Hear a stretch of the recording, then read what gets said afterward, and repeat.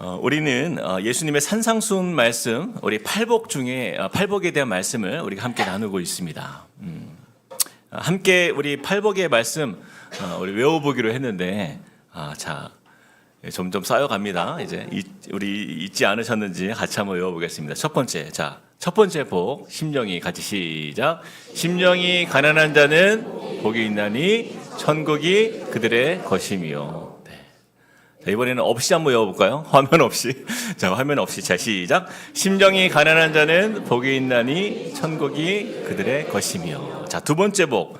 자, 시작. 애통하는 자는 복이 있나니 그들이 위로를 받을 것이며. 자, 없이 한번 외워볼까요? 시작. 애통하는 자는 복이 있나니 그들이 위로를 받을 것이며. 감사합니다. 너무 잘 외우시네요. 자, 두 번째는 애통하는 자의 복이었어요. 지금까지의 말씀을 좀 정리해 보면 내 영혼이 완전히 파산한 존재라는 사실을 깨닫는 자리가 바로 우리가 심령이 가난한 자다 이렇게 불렀습니다. 그러한 사람은 하나님 앞에 우리가 항복한 존재가 되었을 때 그 사람이 그 심령이 그 가난한 상태에서 어디로 이어진다고요? 애통하는 자리로 이어지는 거예요. 애통하는 자가 될 수 있다. 무엇에 대한 애통이에요? 나의 죄에 대한 애통이에요. 그동안에 내가 죄의 무게가 얼마나 무거운지 전혀 모른 채 살았는데 그것이 깨달아지는 자리. 이 애통의 자리에 서보니까 그곳에서 가장 깊은 슬픔, 우리가 지난주에 나누었지만 즉 9단계의 슬픔에 해당하는 애통으로 하나님께 나아가는 거죠. 그래서 그 자리에서 하나님의 위로, 또 멀어졌던 주님과의 관계에서 가장 가까워지는 그 회복, 이것이 위로라고 했어요. 바로 그 위로의 복을 얻는다. 우리가 말씀을 나누었습니다. 자, 이제 그 다음이에요. 그 애통의 자리에서 주님과 가장 가까워진 사람의 삶에서 나타나는 그 열매. 그것이 무엇인가? 바로 오늘 우리가 읽었던 말씀처럼 무슨 복이에요? 온유한 자의 복이에요. 자, 이것이 팔복의 세 번째 복입니다. 자, 그래서 우리 함께 한 번 더 5절 한 번 더 읽어봅시다. 시작. 온유한 자는 복이 있나니 그들이 땅을 기업으로 받을 것이며. 여러분, 예수님은요, 놀랍게도 이 팔복의 말씀을 이렇게 전하실 때 이 순서의 연결이요, 얼마나 중요한지를 우리에게 보여주고 계시는 거예요. 다시 말해서 팔복은요, 그냥 흩어져 있는 복들을 예수님이 그냥 의미 없이 주섬주섬 모아다가 그냥 열거해 놓은 게 아니라는 거예요. 심령이 가난한 자가 그 애통의 자리로 나아갔을 때 거기서 정말 모든 눈물을 다 쏟고 애통하며 그렇게 주님 앞에서 정말 자신의 모든 회개의 자리로 들어가는 자리. 그때 주님이 나를 안아주시고 죄의 자리에서 일으켜주시는 가장 가까운 주님을 만난다. 바로 그 인생에 나타나는 가장 중요한 그 이후의 삶의 변화, 그것이 바로 온유함이다라는 거예요. 온유한 자는 복이 있다. 바로 이 온유함에 대해서 세상 사람들은요, 좀 이런 이미지가 있는 것 같아요. 온유한 사람 하면 부드럽고 따뜻하고 이 정도로 이렇게 많이 생각하지 않습니까? 근데 여러분, 성경이 말씀하는 온유는요, 그 이상의 의미입니다. 그럼 보여주는 몇 가지의 어떤 특징들이 아니에요.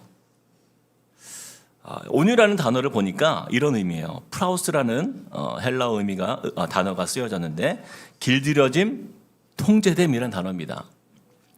여러분, 우리가 생각하는 온유랑 많이 다르지 않습니까?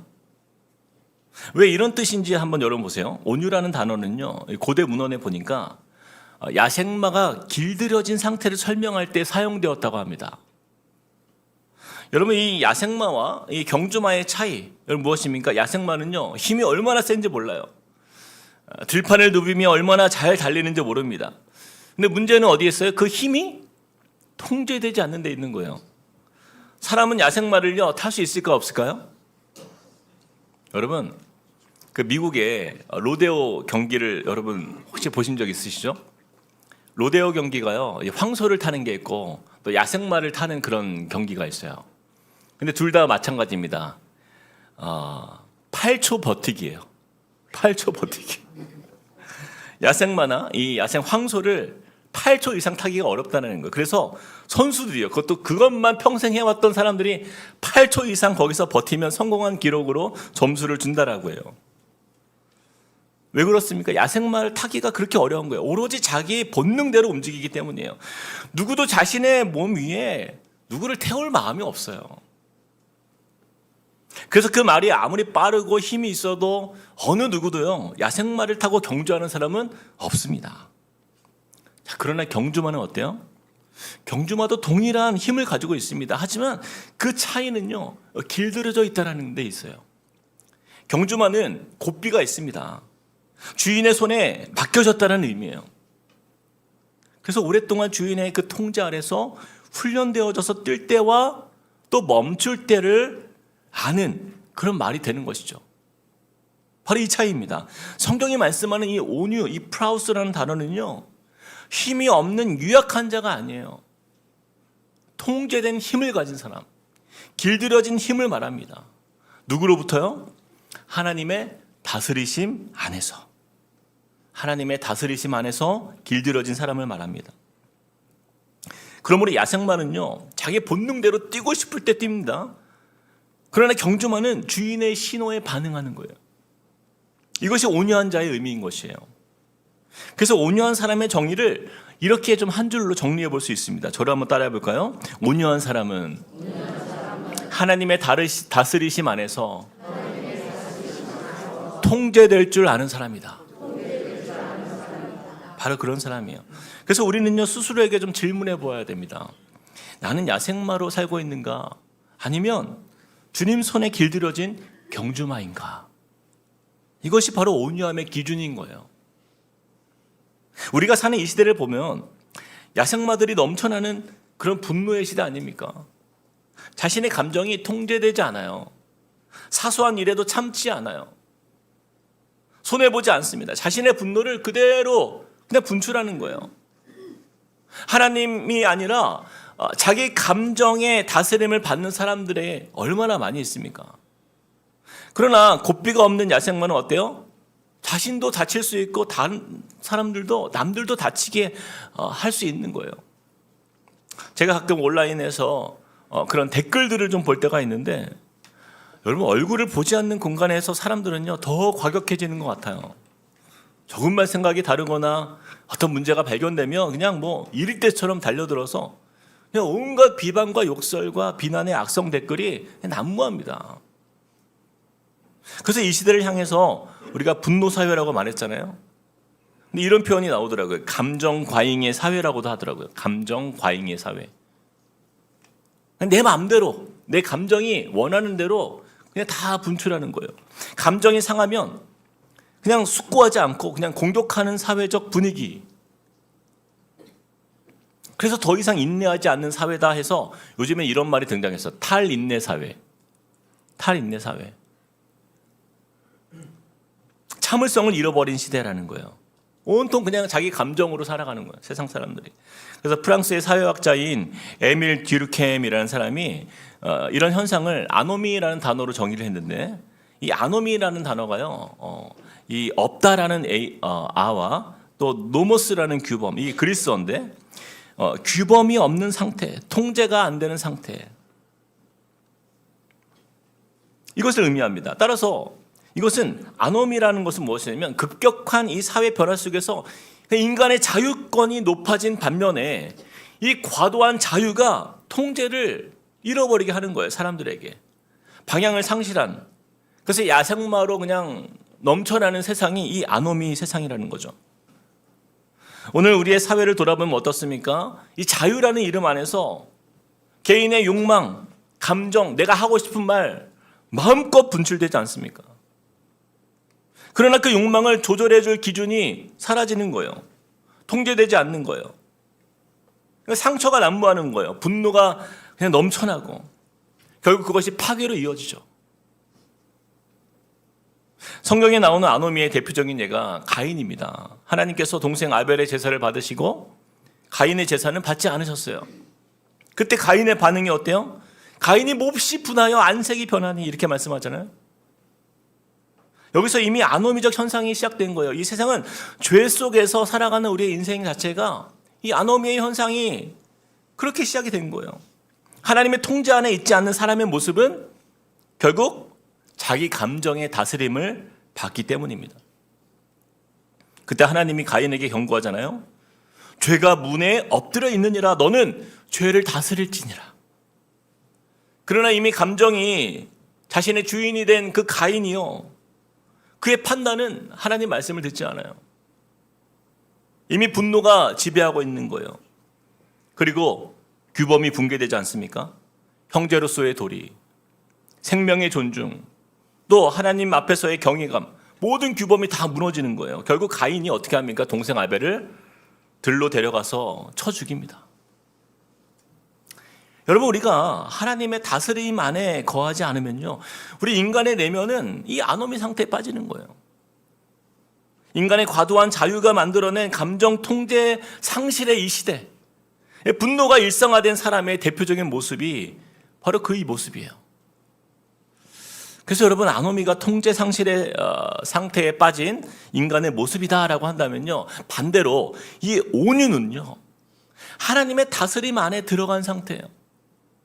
아노미는 곱비 없는 야생마와 같았지만, 그러나 온유는요, 주인에게 길들여진 좋은 경주마와 같은 모습인 거예요. 힘이 사라진 게 아닙니다. 힘이 통제되어서 모두에게 유익을 얻게 하는 상태, 바로 그 사람의 온유함이에요. 그래서 오늘 우리는요, 이 아노미적 현상에 빠진 이 시대 속에서 어떻게 하면 우리가 온전한 자로 살 수 있는가, 그 방법을 좀 함께 나누어 보길 원합니다. 이 한 가지를 좀 기억했으면 좋겠는데요. 자, 온전한 자로 사는 삶이란, 같이 한번 읽어봅시다. 하나님의 시작. 하나님의 일하심을 온전히 신뢰할 때 가능합니다. 이것이 핵심이에요. 같이 한번 다시 한번 더 시작. 하나님의 일하심을 온전히 신뢰할 때 가능합니다. 여러분, 다른 말씀은 다 잊어도 온유한 자로 사는 삶이란 했을 때 이 하나님의 이 일하심을 온전히 신뢰할 때 가능하다라는 것, 이것을 여러분들 꼭 기억하시길 바라요.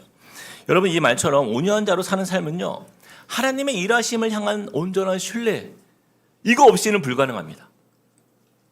왜냐하면 온유는 여러분 타고난 기질의 문제가 아닙니다. 하나님을 향한 신뢰의 문제인 거예요. 온유한 사람은 어떤 사람이라고 정의했어요? 온유한 사람은 하나님의 다스리심 안에서 통제될 줄 아는 사람이다라고 아까 얘기했잖아요. 여러분, 하나님의 다스리심이 나에게 복을 준다라는 확신, 하나님의 다스리심 안에 있을 때 내 삶이 복 있는 자의 삶이 된다는 그 확신, 어떻게 얻을 수 있어요? 하나님께서 우리를 지키시고 보호하신다라는, 가장 선하게 우리를 이끄신다라는 그 사실을 신뢰하는 그 믿음 안에서 나타나기 때문이에요. 여러분, 내가 하나님을 신뢰하지 못하면 어떻게 됩니까? 억울한 일 만나잖아요. 그러면요, 내가 해결합니다. 하나님 믿지 않아요. 내가 그 자리에서 해결해버려요. 손해를 보면 기다리지 않아요. 내가 만회하려 합니다. 공격받으면 하나님 때를 기다리지 않아요. 내가 가서 되갚으면 돼요. 왜 그렇습니까? 하나님에 대한 신뢰가 없기 때문이에요. 그러나 온유한 사람은 다르다라는 거예요.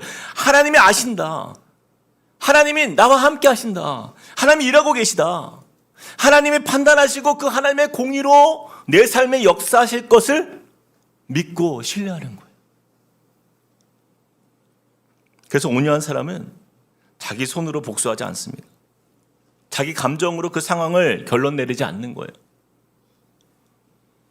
제가 이번 설 명절 때 이제 부모님을 뵈러 다녀왔습니다. 근데 어머니께서 이제 가족 오랜만에 만났으니까 이제 여러 가지 있었던 일을 하잖아요. 근데 최근에 있었던 이야기를 저한테 또 들려주셨어요. 저희 어머님이 굉장히 성격이 밝으십니다. 참 따뜻하신 분이에요. 동네 어르신들 이렇게 잘 챙기고, 저희 어머님이 이제 귀향하셔가지고 이제 고향에 계시는데 그 시골 동네에 어르신들 이렇게 뵙고 인사하고 정말 따뜻하게 그분들 챙겨드리고, 그러니까 동네에서 어르신들이 다들 좋아하셨어요. 그러다 보면 어떤 사람들이 있어요? 질투하고 시기하는 사람들이 생기기 마련인 거예요. 어느 날 동네에서 한 분이 이 시기심이 일어난 거예요. 그래서 어머니에게 전화해서는 다짜고짜 막 화를 내며 막 소리를 쳤대요. 당신 때문에 동네가 시끄럽다. 왜 동네 분위기를 망치고 다니냐. 어머니에게 있지도 않은 일들을 막 이렇게 얘기하는 거예요. 근데 제가 그때 가슴이 철렁했어요. 왜냐하면 이제 이분 큰일 났다. 여러분, 저희 어머님이 어떤 분이냐면요, 동대문 종합시장에서 40년간 장사하신 분이에요. 그 의미가 무슨 의미인지 아십니까? 여러분, 시장 바닥에서 40년을 버텼다라는 거는요, 이건 보통 내공이 아니고서는 살아남을 수 없어요. 제가 어릴 때 이제 어머니 시장에서 일하실 때 이제 제가 놀러 많이 갔는데 그때 싸우시는 걸 본 적 있어요. 근데 한 번 싸움을 시작하니까요, 어머님이 온 시장을 다 들었다 놨다 하더라고요. 근데 어머님이 시비를 건 거예요, 지금. 뭐 속으로 생각한 거예요. 이건 끝났다. 이거는 큰일 났다. 제가 물어봤어요. 어떻게 하셨냐고. 그랬더니 어머님이 이렇게 말씀하는 거예요. 가만히 있었지. 가만히 있었지. 그러는 거예요. 깜짝 놀랐어요. 왜 그랬냐고. 두 아들이 목사인데 내가 옛날처럼 싸우겠냐. 두 아들이 목사인데 옛날처럼 내가 싸우겠냐. 한마디를 붙이시더라고요. 이상하게, 이 표현 중에 이상하게 하나님의 마음에 평안을 주시더라. 여러분, 그 다음에도 놀라워요. 어머니께서 그분께 소고기를 보냈대요. 있을 수 없는 일이에요. 이게 뭡니까, 이게? 힘이 없어서 못 싸운 게 아니에요. 싸울 줄 몰라서 참은 게 아닙니다. 어머님 싸우면요, 얼마든지 막 그냥 동네를 들었다 놨다 할 수 있어요. 상대방을 짓누를 수 있는 분이세요. 근데 하나님 없이 살 때, 예전에 과거에, 그때는 야생마와 같은 인생을 살 때는 이 자존심을 건드리면 막 물불 안 가리고 막 싸웠는데요. 그런데 지금은 누구에게 다스림을 받고 있는 거예요? 하나님께 다스림을 받고 있기 때문에, 이 하나님의 다스리심 안에서 통제받는 인생이 되었기 때문에 이 나를 마음 아프게 한 사람을 향하여서 야생마처럼 분노하지 않는 거예요. 오히려 선물을 주면서 그분을 품을 수 있는 마음을 주시는 거예요. 여러분, 이것이 바로 프라우스, 이 성경이 말씀하는 온유한 자의 모습인 거예요. 여러분, 우리가 구약 성경을 보면 이 온유함을 이야기할 때 이 사람을 빼놓고는 이야기할 수가 없어요. 바로 모세입니다. 여러분, 민수기 12장 3절을 보세요. 같이 읽어봅시다. 시작. 이 사람 모세는 온유함이 지면의 모든 사람보다 더하더라. 사실 이 모세 인생을 좀 생각해 보면 그는요, 온유함보다는 굉장히 분노가 많은 사람이었습니다. 한 번은 어때요? 모세가 애굽의 왕자로 있을 때 한 애굽 사람이 이 히브리인을 때리는 그런 장면을 목격하죠. 그때 모세는요, 좌우를 살핍니다. 그리고 사람이 없다라는 것을 확인한 이후에 그 애굽 사람을 때린 게 아니에요. 쳐 죽입니다. 그리고 모래에 감췄어요. 여러분, 사람을 쳐 죽일 만큼의 분노가 그를 다스렸던 사람이 모세입니다. 이뿐이 아니죠. 하나님께서 이제 광야에서 도망자로 살아갈 때에 떨기나무 가운데 모세를 부르잖아요. 애굽의 왕 그 바로에게 가라, 소명을 주십니다. 근데 모세가 어떻게 반응해요? 순종합니까? 아니에요. 끝까지 버팁니다. 무려 5번 하나님의 명령을 거절해요. 하나님을 온전히 신뢰하지 않습니다. 또 이런 일도 있었어요. 모세가 시내산에서 하나님으로부터 십계명을 받고 내려왔을 때 이스라엘 백성들이 막 금송아지 막 우상 숭배하면서 그 모세가 없는 틈을 타서 애굽 사람들처럼 그렇게 막 우상 섬기면서 방탕하게 행하지 않습니까? 그때 모세가 어떻게 해요? 그 들고 있던 이 귀한 십계명 두 돌판을 어쩌자고 그것을 집어 던져가지고 다 깨트린 거예요. 자, 그런데도 성경은 모세를 어떻게 평가하고 있는 거예요? 12장 3절. 이 사람 모세는 온유함이 지면의 모든 사람보다 더하더라. 여러분, 이것이 무슨 뜻이에요? 변화된 모세의 모습이 온유한 자의 모습이었다라는 거예요. 다시 말해서 여러분, 온유함은요, 절대 오해하면 안 됩니다. 타고난 성품이 아니에요. 어떤 분은 그래요. 목사님, 저는요 절대 온유함과는 거리가 멉니다. 저는 그렇게 타고났어요. 제 성격 아시잖아요. 평생 야생마로 살겠다는 거 아닙니까, 그거는? 성품이 아니에요. 하나님이 하나님 되심을 깨달은 자가 하나님의 일하심을 온전히 신뢰하는 자리에서 깨달아가는 믿음의 변화인 거예요. 그래서 과거에 젊었을 때 모세는요, 에노미적 상태, 즉 감정이 자신의 삶을 다스리는 그 인생을 살았던 인물이었지만, 그가 하나님의 어떤 분인지를 경험하면서 하나님을 신뢰하는 그 믿음이 자라가자 그는요, 자신의 삶을 완전히 하나님께 맡긴 인생이 되는 거예요. 바로 온유한 자로 변화될 수 있었다는 거예요. 여러분, 민수기 12장에 한 가지 중요한 사건이 나타나는데, 모세가 구스 여인과 결혼합니다. 이방 여인이셨잖아요. 구스 여인. 이것이 큰 문제가 됐어요. 많은 사람들이 모세를 비난했습니다. 그 가운데 핵심 두 인물이 있었어요. 누구냐면 모세의 형제인 아론과 모세의 누이인 미리암이 앞장서서 모세를 비방한 거예요. 자, 12장 1절 우리 같이 읽어봅시다. 시작. 모세가 구스 여자를 취하였더니 그 구스 여자를 취하였으므로 미리암과 아론이 모세를 비방하니라. 여기서 비방이요, 너무 간단하게 표현되었지만 히브리 원어로 이 뜻을 보면 이런 의미입니다. 공격하며 적대적으로 비난했다, 이 뜻이에요. 그냥 뭐 불평한 게 아니에요. 공격적으로, 적대적으로, 아예 서로 등을 지게 되는 그런 정도의 비난을 얘기하는 거죠. 여러분, 이 아론과 미리암은 가족 아닙니까? 모세가 안 그래도 이스라엘 백성들 문제로 골치 아픈 일들이 막 산더미처럼 있는데, 자기가 가장 믿고 의지했던 가족들이 자신을 비난하고 공격한다라고 생각해 보세요. 모세가 얼마나 마음이 상하고 또 외롭고 상처가 되었을까? 우리도 그렇지 않습니까? 예를 들어서 아내가 밖에 나가서 이제 오늘 어떤 큰 일들이, 여러 가지 일들이 있었어요. 화가 나는 일이 있었어요. 뭐 엄마들 모임, 뭐 친구들 모임 가서 막 무시를 당했어요. 혹은 막 소외를 당했다. 그래서 막 그냥 너무 마음이 상해 있는데, 그 기분이 망쳐진 상태로 하루를 보냈는데, 남편이 와서 여보 뭐 무슨 일 있었어 하면서 자상하게 아내 이야기를 들어주면 뭐 그랬구나 공감해 주면서, 그 웬만하면 기분이 다 풀리지 않아요? 근데 남편이 무슨 판사나 재판관처럼 그 이야기를 들으면서 그들이 잘못했는지, 네가 잘못했는지, 누가 잘못했는지를 왜 중간에서 법관처럼 서가지고 판단하고 있냐고요. 그래서 하는 말이, 결국 너도 잘못했네. 응? 야, 그 사람이 아무 이유 없이 너한테 그랬겠냐. 여러분, 이건 뭐 남편이 정말 남의 편이라서 남편인가 착각이 들잖아요. 그러면 그 사람들보다 남편 때문에 더 화가 나지 않습니까?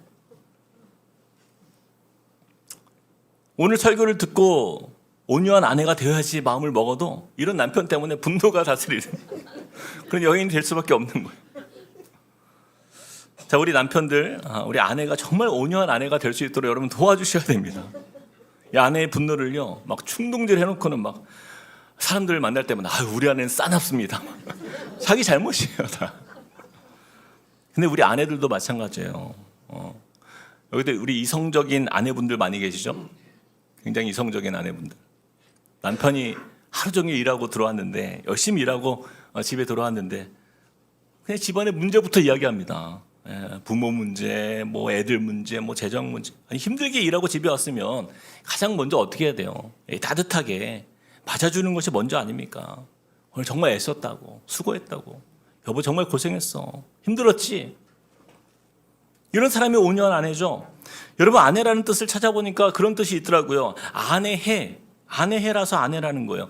아내가요, 집안의 태양이라는 뜻이에요. 그래서 아내의 말이 집안을 따뜻하게 하고 환하게 밝히는 그런 존재가 아내 아닙니까? 온유한 아내는요, 우리 집안의 모든 문제를 하나님이 다스리실 것을 믿고 하나님이 일하실 것을 온전히 신뢰하며 집안에서 태양이 되어야 돼요. 여러분, 지구를 포함한 다른 행성들이요, 태양 주위를 돌지 않습니까? 태양은 절대 움직이지 않아요. 변함이 없어요. 남편이 집에 오든 아이들이 집에 오든 아내가 그 집안에서 따뜻하게 반겨주고 환하게 맞아주는 그 온유함의 중심으로 서 있으면요, 우리 예수님께서 약속하신 그 복을 주십니다. 여러분 어떤 복을 주신다고 말씀해요? 마태복음 5장 5절 말씀 다시 읽어봅시다. 시작. 온유한 자는 복이 있나니 그들이 땅을 기업으로 받을 것이며, 땅을 기업으로 받는 복을 주신다. 와, 여러분 너무나 반갑죠? 우리나라 사람들이 가장 좋아하는 말이 땅 부자 아닙니까? 땅 부자. 예. 땅을 주죠? 야. 그러나 여러분 아시는 것처럼 이미 눈치채셨겠지만 예수님께서 말씀하신 땅은요, 그런 부동산의 땅이 아닙니다. 하나님 나라의 임재의 개념이에요. 하나님 나라의 임재의 의미예요. 자, 이게 무슨 의미냐면 잘 들어보세요. 내가 머무는 그 땅이요, 하나님의 나라가 된다라는 개념이에요. 자, 우리가 앞서 보았던 팔복의 첫 번째 복이 뭐였어요? 심령이 가난한 자. 무엇을 얻어요? 천국을 얻는 복이 있잖아요. 자, 여기서의 그 천국은요, 영생의 천국이에요. 우리가 이 땅을 떠나서 가는 그 천국을 의미합니다. 자, 근데 온유한 자가 얻는 복은요, 우리가 사는 이 땅 또한 천국으로 변한다는 복이에요. 이것이 정말 중요한 개념이에요. 저를 한번 따라해 봅시다. 심령이 가난한 자는 천국을 얻고, 온유한 자가 있는 곳에 하나님의 나라가 임한다. 그러므로 땅을 기업으로 받는 복은요, 나의 온유함으로 인해서 우리 부부가 머무는 그곳이 천국이 되는 거예요. 우리 자녀와 함께 머무는 그곳이 천국이 되는 거예요. 내가 그곳에서 섬기는 그 교회가, 이 땅이, 그곳이 하나님의 나라를 경험하게 된다는 의미입니다. 그러므로 온유한 자는요, 늘 마음이 평안한 거예요. 마음에 여유가 있어요. 왜요? 하나님의 일하심을 믿고 신뢰하는 사람이기 때문입니다. 그래서 우리 부부, 우리 가정, 우리 자녀, 우리 교회, 그 사람이 있는 곳은요, 하나님의 일하심을 통해서 하나님이 책임지실 것을 믿고 신뢰하기 때문에 걱정이 없어요. 오히려 감사가 넘쳐요. 하나님을 찬양하고요, 함께하는 자들을 오히려 위로하고요, 격려하는 사람이 될 수 있는 거예요. 제가 이번에 설명절에 처갓집에 갔습니다. 이번 처갓집 이야기, 약간은 시댁 이야기. 제가 두 군데 갔다 왔으니까 다 이야기를. 정읍이에요. 정읍인데 명절이었지만 거기서도 제가 목사다 보니까 한 가정을 또 신방했어요. 근데 한 권사님 가정을 찾아가게 됐는데, 예전에 저희 가정에 자녀가 없을 때 오랫동안 눈물로 기도해 주신 한 권사님이 계세요. 근데 이제 장모님께 이야기를 들어보니까 그 권사님이 최근에 큰 어려움이 있었다라는 거예요. 그래서 아내와 함께 기도해 드리러 그 가정을 찾아갔습니다. 여러분, 시골 농가를 가보면요, 마당이 있어요. 근데 마당 앞에 큰 창고가 하나씩 있습니다. 그 안에는 뭐 곡식도 있고 채소도 있고 또 뭐 농기구, 중요한 장비들 다 거기에 가득히 빼곡히 들어있는 창고가, 큰 창고들이 다 하나씩 있어요. 근데 그 창고에 작년에 누전으로 인해서 불이 난 거예요. 다 탔어요. 그래서 불이 난 날 소방차가 출동하고 마을이 다 온통 소란스러운 거예요. 여러분 생각해 보세요. 그 손실이 얼마나 컸을까요? 그동안 손에 익었던 그 모든 장비들이 다 거기에 있는데 그게 다 이제 타서 못 쓰게 된 거예요. 마음이 얼마나 무너졌겠습니까? 그래서 제가 조심스럽게 여쭈었어요. 권사님, 얼마나 힘드셨습니까? 괜찮으세요? 이렇게 물었어요. 근데 뜻밖의 이야기를 들려주시는 거예요. 불이 난 그 주일에 권사님이요, 교회에 가서 온 성도들에게 떡을 해가지고 다 나눠줬대요. 깜짝 놀랐어요. 아니, 지금 위로를 받아야 할 분이 지금 떡을 해간다는 게 말이 됩니까, 지금? 성도들이 걱정해도 모자랄 판 아닙니까? 그래서 다시 물었어요. 아니, 어떻게 그 상황에서 떡을 해가셨어요? 그랬더니 권사님이 이렇게 말씀하시는 거예요. 목사님, 하나님이 우리 가정을 지켜주신 게 너무 감사합니다. 그날 바람이 집 쪽으로 불었으면 창고불이 번져가지고 집까지 다 탔을 텐데 창고만 탄 게 너무 감사하다라는 거예요. 아무도 안 다치고 집도 멀쩡하잖아요. 얼마나 감사합니까? 그래서 성도들과 함께 떡잔치를 벌였다라는 거예요. 그 말씀을 듣고는요, 제가 한참 바라봤어요. 도대체 이 믿음은 무슨 믿음인가? 여러분, 그동안 손에 익은 그 농기구들과 재산들이 다 탔으니 이 얼마나 손실이 컸겠냐고요. 그러나 권사님의 시선이 어디에 있냐라는 거예요. 타버린 곳에 있지 않았다라는 거죠. 오히려 지켜주신 하나님께 머물러 있는 거예요. 다시 말해서 권사님은요, 남들은 볼 수 없는 이 하나님의 일하심을 보았던 거예요. 하나님께서 바람을 집쪽으로 불지 않도록 하나님이 일하셨다라고 믿는 거예요. 그래서 화재로부터 우리 집의 모든 가족과 또 이 집 자체를 보호하시느니 그 일하심을 온전히 신뢰하였기 때문에 성도들과 함께 감사를 나눌 수 있었던 거예요. 여러분, 바로 이 모습이 온유한 자의 모습인 거예요. 여러분, 환경이 좋아서가 아닙니다. 손해가 없어서가 아니에요. 하나님의 일하심을 신뢰하기 때문에 내 감정이 폭발하지 않고 감사가 나올 수 있는 거예요. 온유한 사람은 상황이 아니라 하나님을 보는 사람입니다. 불을 보는 것이 아니라 바람의 방향을 주관하시는 하나님을 볼 수 있는 사람인 거예요. 사랑하는 여러분, 이 아노미 시대에 기준이 무너지고 질서가 흔들리는 이 시대를 보십시오. 여러분, 사람들은 어때요? 잃어버린 것 때문에 막 분노하지 않습니까? 조금이라도 손해보면요, 정말 쉽게 마음이 요동합니다. 조금만 억울해도 참지 못해요. 조금만 손해봐도 견디지 못하는 시대 아닙니까? 그러나 온유한 사람은 달라요. 상황을 보는 것이 아니라 하나님의 일하심을 볼 수 있는 눈. 내가 붙들지 않아도 하나님이 나를 붙들고 계시다. 내가 갚지 않아도 하나님 판단하신다는 것. 내가 지키지 못해도 하나님이 지켜주신다는 것을 믿는 사람인 것이죠. 바로 이 믿음의 감사가 흘러가면 어떻게 돼요? 그 한 사람의 감사가요, 공동체의 감사가 되는 거예요. 한 사람의 위로가 온 교회의 위로가 되는 거예요. 함께 감사하고 함께 위로하고 함께 격려할 때 그 성도로 인해서 그 성도가 밟는 그 땅이 뭐가 된다고요? 하나님의 나라가 되는 거예요. 그 성도로 인하여서 그 교회가 하나님의 나라가 되는 역사가 나타나는 거죠. 그래서 온유한 자는 땅을 기업으로 받을 것이요, 천국의 기업이 그 땅에 임하는 거예요. 여러분, 이것은 하나님을 신뢰하는 자가 이 땅에서 하나님 나라의 기쁨을 미리 누리는 바로 그 복을 의미하는 것입니다. 그러므로 사랑하는 여러분, 어떤 상황 속에서도요, 분노가 감사보다 먼저 나올 수 있는 사람이 되어야 됩니다. 여러분, 억울한 마음이 있을 때가 있죠? 그때 먼저 신뢰가 나와야 돼요. 눈앞의 현실보다 하나님의 일하심을 보며 그 영적 안목을 가진 그런 저와 여러분 되시기를 주님의 이름으로 축복합니다. 자, 이제 모세를 다시 한번 보십시오. 모세의 형제 아론과 누이 미리암의 공격을 받았을 때 모세가 어떻게 대처합니까? 자, 12장 1절 2절 같이 읽어봅시다. 시작. 모세가 굿스 여자를 취하였더니 그 굿스 여자를 취하였으므로 미리암과 아론이 모세를 비방하니라. 그들이 이르되 여호와께서 모세와만 말씀하셨느냐? 우리와도 말씀하지 아니하셨느냐 하며 여호와께서 이 말을 들으셨더라.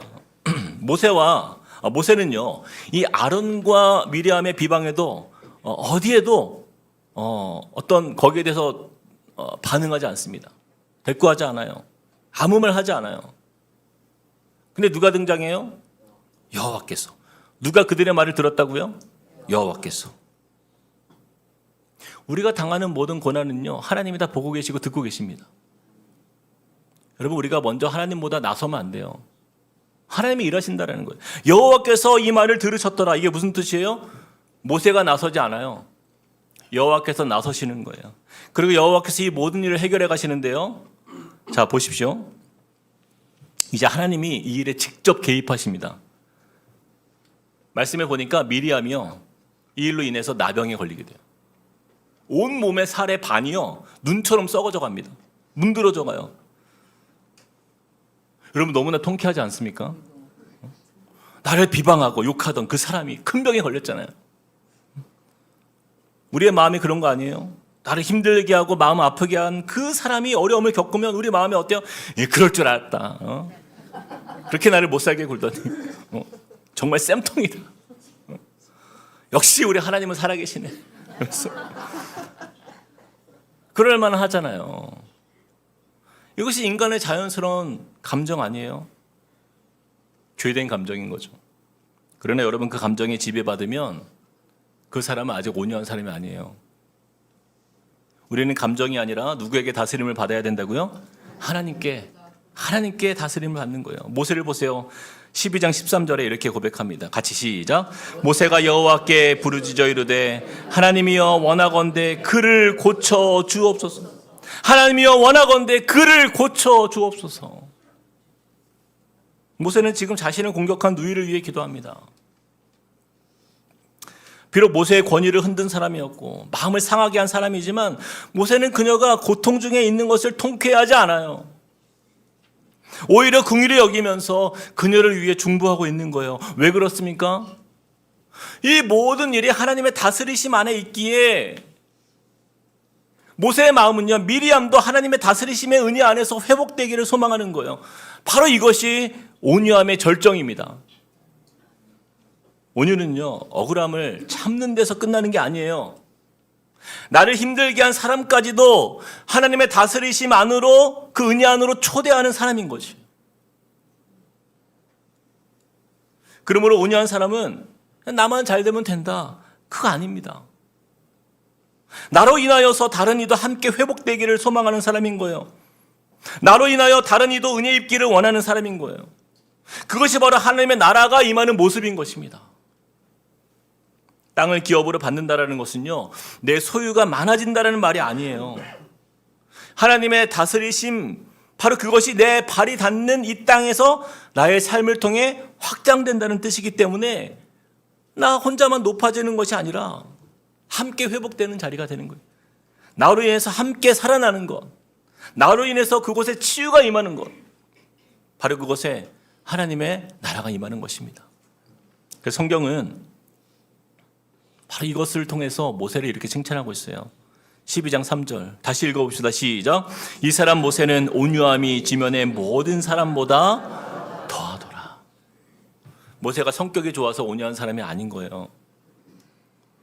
하나님의 일하심을 믿고 신뢰하기 때문에 그는 리더로서의 권위가 심각하게 흔들리는 상황 속에서도 심지어 가장 믿었던 가족으로부터 배신을 당하는 그런 느끼는 그 순간 속에서도 자신의 입으로 싸우지 않고 말없이 하나님께 나아가 하나님을 의지하는 거예요. 말씀을 맺습니다. 사랑하는 여러분, 온유는요, 약함이 아니에요. 온유는 하나님을 신뢰하는 힘입니다. 내가 나서지 않아도 누가 하셔요? 하나님이 하시는 거예요. 내가 갚지 않아도 누가 판단하세요? 하나님이 판단하세요. 내가 붙들지 않아도 하나님이 책임지신다라는 그 믿음, 그 믿음이 우리를 온유의 자리로 이끄는 거예요. 이 아노미의 시대, 이 분노가 일상이 된 이 세상 속에서 우리의 감정의 다스림이 아니라 하나님의 다스림을 받는 사람으로 우리가 서 있다면요, 여러분, 그 한 사람으로 인해서 우리 가정이 달라질 줄 믿습니다. 그리고 우리 교회가 달라질 줄 믿습니다. 그리고 그 한 사람으로 인하여 그가 밟는 땅이요, 하나님의 나라가 될 거예요. 그러므로 여러분, 억울함 속에서도 하나님을 신뢰하십시오. 손해 속에서도 하나님께 감사를 선택해 보십시오. 상처 속에서도 그를 위하여 기도할 수 있는 온유한 자의 삶을 사시기를 주님의 이름으로 축복합니다. 우리 들은 말씀 기억하면서 함께 찬양했으면 좋겠어요. 우리 아까 불렀던 새 찬양인데요, 제가 이번 한 주간 이 찬양을 정말 매일 수십 번씩 들었습니다. 이 가사의 고백을 보니까요, 후렴에 이런 표현이 나와요. 나는 옛사람이 아니요. 이제 나는 옛사람이 아니요. 모세가 과거에 그 분노로 가득했던, 사람을 쳐 죽일 만큼의 자신의 감정이 자신을 지배했던 사람, 우리 아닙니까? 근데 우리가 예수님을 만났잖아요. 심령이 가난한 자가 애통의 자리에서 눈물을 다 쏟고난 이후에 변화된 삶의 모습은 온유함이에요. 그래서 나를 건지신 주님, 그 자녀다운 삶으로 이제는 그 사랑 안에서 온유함을 충만히 누리는 기쁨으로 걸어가는 인생 되게 하여 주십시오. 우리 이 고백을 가지고 우리 같이 이 찬양 부르며 나아가시겠습니다.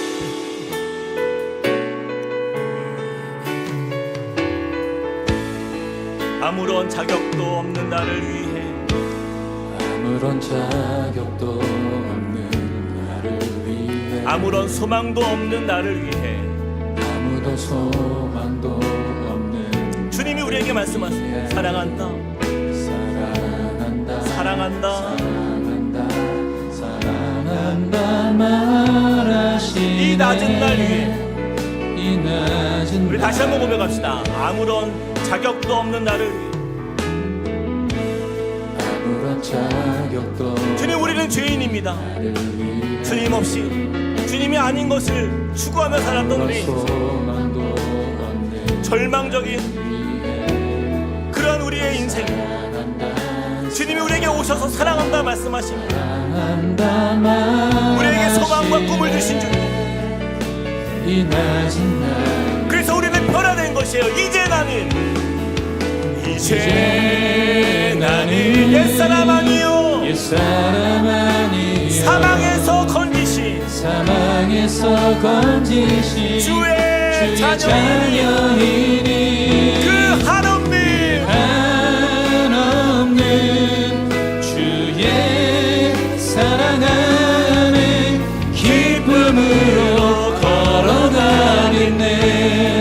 여러분, 이 가사의 고백이 우리의 가사의 고백이 되길 원합니다. 여러분, 언제까지 우리가 우리의 감정에 충실해서 살겠어요? 우리가 하나님의 다스리심 안에서 이제는 내 감정과 내 모든 것이 통제받는 인생, 그 진짜 복 아닙니까? 여러분, 하나님의 나라는 그렇게 임하는 것이에요. 이 찬양을 다시 부를 때 이 가사를 정말 내 삶에 이렇게 임하길 원합니다. 진짜 기쁨, 이 오념으로 나타나는 그 천국의 기쁨이 나의 삶을 통해 누려지고 우리 가정과 우리 교회에 임하길 원하며 다시 한번 불러보겠습니다. 아무런 자격도 없는 나를, 아무런 자격도 없는 나를 위해 아무런 소망도 없는 나를 위해 아무런 소망도 없는 나를 주님이 우리에게 오셨어요. 사랑한다. 사랑한다 우리를 용서하시며 사랑한다 우리를 품어주시고 우리를 죄의 자리에서 일으켜주시는 그 주님의 은혜가 이 시간 우리를 붙들고 계십니다. 이제 나는 옛사람 아니요 이제 나는 옛사람 아니요 사망에서 건지신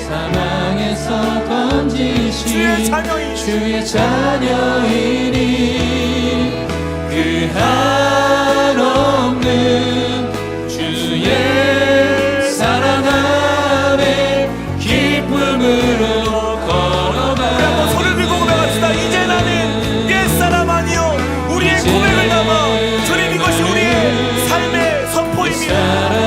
이제는 더 이상 옛사람으로 살지 않겠습니다. 사망에서 주의 자리에서 만난 주님의 주의 자녀 우리의 삶을 걷게 하여 주시옵소서. 그 한없는 주의 사랑 안에 기쁨으로 한 번 더. 걸어가겠네. 이제 나는 옛사람 아니요 이제 나는 옛사람 아니요 사망에서 건지신 주의 자녀이니 그 한없는 주의 사랑 안에 기쁨으로 걸어가겠네. 우리 같이 한번 기도하기를 원합니다. 여러분, 참 감정이 아니라 하나님의 다스림을 받는 온유한 자가 되길 우리가 간절히 간구하기 원합니다. 여러분, 이것은요 우리의 기질도 아니에요. 우리가 타고난 어떤 성품도 아니에요. 우리가 하나님을 하나님으로 신뢰하는 자가 얻는 진짜 온유함이, 이것이 우리의 복입니다. 우리가 죄의 자리에서 죄의 무게를 깨닫고 주님 앞에 애통의 자리에서 모든 눈물을 다 쏟아놓은 자가 얻는 축복이에요. 여러분, 우리 가정이 왜 이렇게 힘듭니까? 여러분, 우리 교회가 왜 이렇게 힘듭니까? 여러분, 이 시대에 살아가는 세상이 왜 이렇게 힘듭니까? 그 온유한 자가 없기 때문 아니에요. 하나님의 일하심을 믿고 품고 끌어안고 그들도 하나님의 천국을 경험할 수 있도록 간구하고 그렇게 주 앞에 서는 자가 없기 때문 아니에요. 주님, 이 시간 나의 삶을 주 앞에 올려드립니다.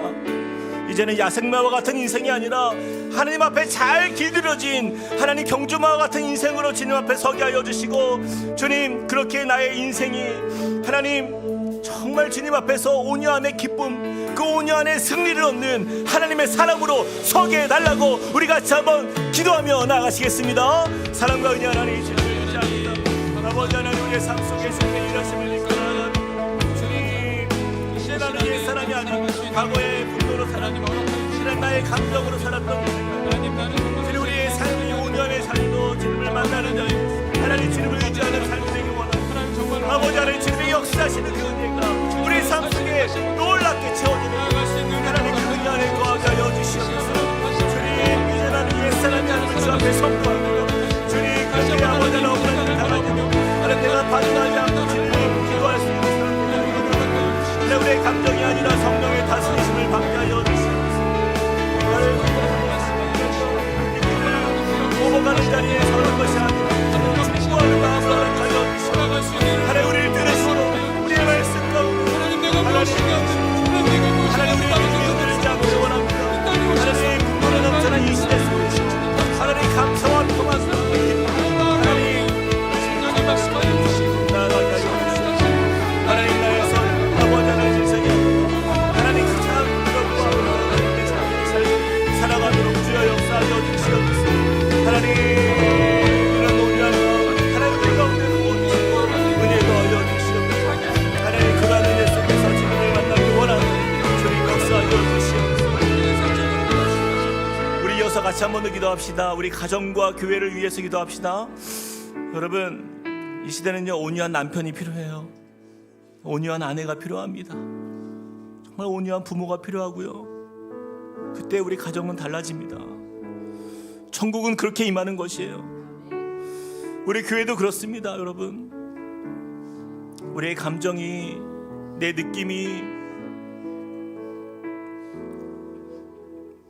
내 판단이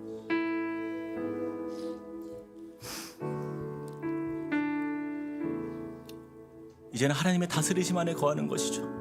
하나님, 나의 모든 판단과 나의 이 분노의 감정들에 속지 않기 원합니다. 하나님, 우리 가정이 그렇게 살아나길 원합니다. 하나님, 우리 자녀들이 천국을 경험할 수 있도록 은혜 주십시오. 하나님, 나를 통하여서 이 온유함의 기쁨이 온 가정 안에 충만하여지는 천국의 기쁨, 그 하나님 나라의 임재의 기쁨이 우리 가정과 교회와 또한 우리가 속한 직장과 또한 사업장에서 또 학교에서 하나님 그렇게 우리를 통하여 임하는 주님의 은혜를 보게 하여 주시옵소서. 하나님, 그리하여서 주님 용서와 회복과 또한 이해와 공감과 또 하나님의 그 은혜의 다스리심이 하나님 온 땅 가운데 널리 퍼지는 역사, 우리가 밟는 땅이 그러한 하나님의 나라가 임하는 땅이 되게 해달라고 우리 한 번 더 주여 한번 외치고 기도하겠습니다. 주여, 아버지 하나님 주님을 의지합니다. 하나님, 우리의 삶이 우리의 가정, 하나님 우리 교회가 그러한 가정 되게 원합니다.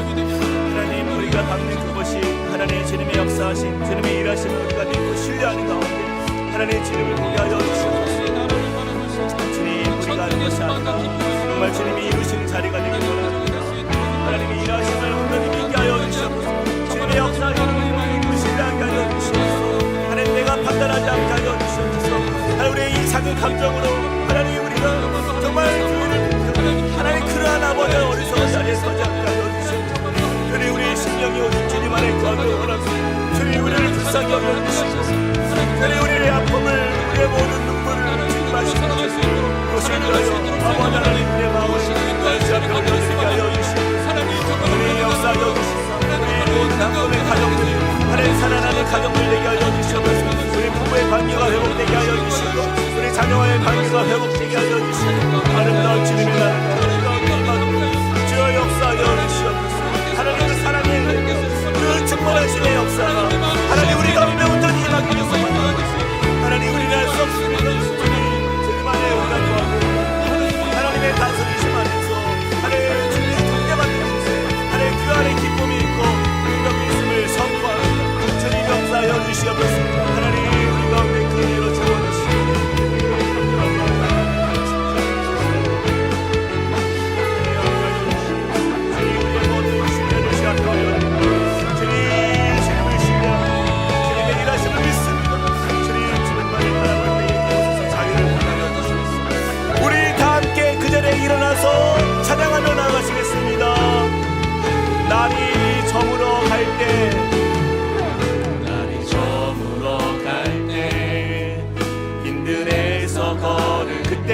하나님의 때, 그때가 하나님의 때, 내 힘으로 안 될 때, 빈손으로 걸을 때, 힘으로 안 될 때, 빈손으로 걸을 때, 내가 고백해 여호와 이래. 우리 모인 이곳에 주님 함께 하시네. 우리 모인 이곳에 주님 함께 계시네. 누리네 아버지 은혜. 누리네 아버지 은혜. 적은 떡과 물고기 내 모든 걸 다 떡과 물고기 내 모든 걸 그에게 모두 고백해 여호와 이래. 모두 고백해. 여러분 주님의 일하심을 믿고 신뢰하시길 바랍니다. 우리 함께 고백합시다. 주가 일하시네. 주가 일하시네. 주께 아끼지 않는 자에게 주가 일하시네. 주가 일하시네. 신뢰하며 걷는 자에게 주가 일하시네. 주가 일하시네. 주가 일하시네. 주께 아끼지 않는 자에게 주가 일하시네. 주가 일하시네. 신뢰하며 걷는 내가 받는 모든 땅, 내가 받는 모든 땅 주를 예배하게 주의 하소서. 보혈로 덮어지게 하소서. 주의 보혈로 우리 가정과 우리 교회와 덮어지게 우리가 나가는 모든 하소서. 삶의 상에 주님의 보혈로 내가 덮어주시옵소서. 선이고 주님 우리가 주의 주님의 나라가 임하는 하나님의 거룩한 자녀들이 법에 원합니다. 하소서. 주님의 나라가 우리 가운데 임하게 주의 하여 주옵소서. 향기로 우리 한번 더 물들이 고백합시다. 있소서. 내가 받는 모든 내가 받는 모든 땅에 주를 예배하게 하소서. 주의 보혈로 덮어지게 하소서. 내가 선이고 주의 거룩한 곳 되게 하소서. 주의 향기로 물들이소서.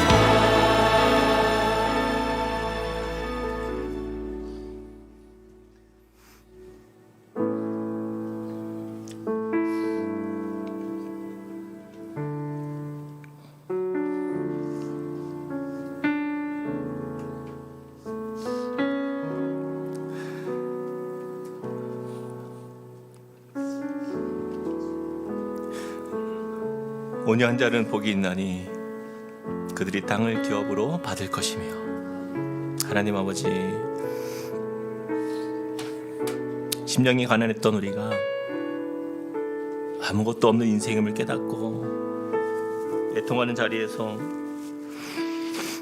모든 것을 주님 앞에 다 눈물을 쏟아놓고 주님 우리의 이 처참한 현장의 삶의 모습, 우리가 얼마나 죄인인지를 깨닫습니다.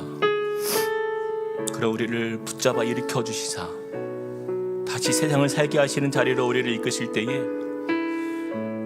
주님, 우리가 주님께 받은 은혜가 얼마나 큰지요. 아무것도 없었던 우리 인생의 모든 빛을 탕감해 주시고 그 은혜를 생각할 때 우리가 온유하지 않을 수가 없습니다. 주님, 이 시대를 바라보면 불만과 분노로 가득한 시대입니다. 주님, 이곳에 주님의 말씀을 따라 온유한 자로 살아갈 수 있는 힘을 허락하여 주시옵소서. 우리가 하나님의 다스리심, 하나님의 일하심을 온전히 신뢰하는 자가 되어서 억울함을 당할 때도 우리가 즉시 반응하지 않게 하시고, 우리가 손해를 볼 때도 그것이 우리의 분노로 결정되지 않게 하여 주시소.